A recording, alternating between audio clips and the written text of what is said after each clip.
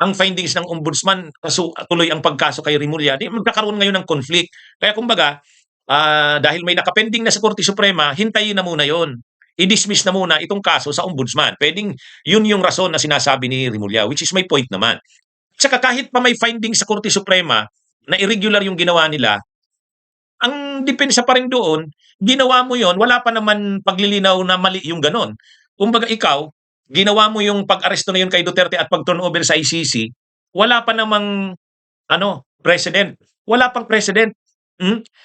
Wala pang ano pa lang yon, first impression. Ibig sabihin, unang kaso yon na ganun.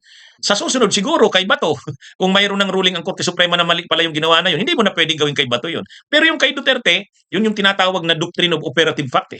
Yung ginawa mo, nag-rely ka pa sa paniniwala mo ng mga batas, interpretasyon mo ng batas bilang Secretary of Justice. Kung mali pala yung interpretation mo, hindi ka naman pwedeng kasuhan sa maling interpretation mo maliban kung malisyoso yung interpretation mo.